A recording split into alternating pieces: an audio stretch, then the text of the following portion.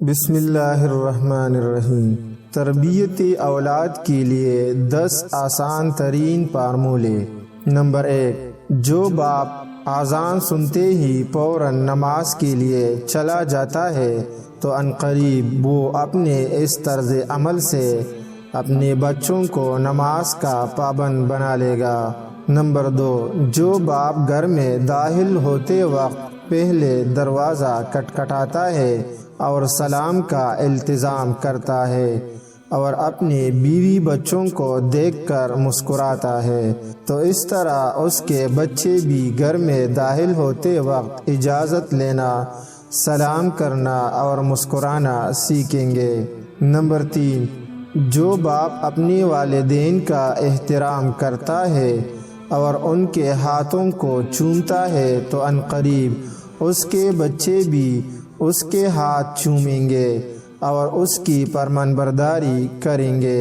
Number 4، جو باپ گھریلو کام کاج میں ہاتھ بٹاتا ہے تو اس سے اس کے بچے بھی ایک دوسرے کی مدد کرنا اور باہم تعاون کرنا سیکھیں گے۔ نمبر 5، جو ماں حجاب، نماز اور تلاوت قرآن کی پابند ہو تو اسے دیکھ کر اس کی بیٹی بھی حجاب، نماز اور تلاوت قرآن کی پابند بنے گی۔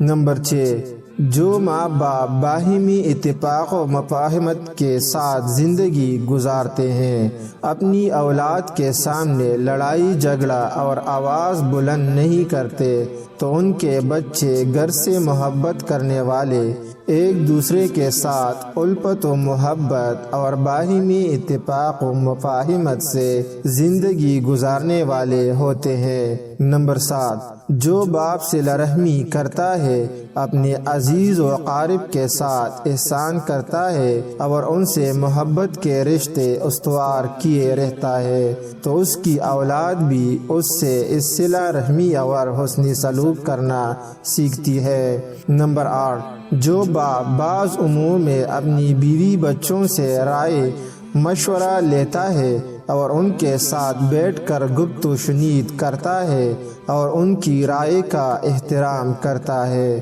تو اس سے اس کے بچے بھی باہمی گفت و شنید، باہمی رائے مشورے اور مثبت رویہ اپنانے کی عادت سیکھتے ہیں۔ نمبر 9، جو باپ اپنی اولاد کے ساتھ سچائی اپناتا ہے تو اس کی اولاد بھی اس سے سچائی سیکھتی ہے اور جو باپ اولاد کے ساتھ وعدہ وفائی کرتا ہے تو اس کی اولاد بھی اس سے یہ وعدہ وفائی سیکھتی ہے۔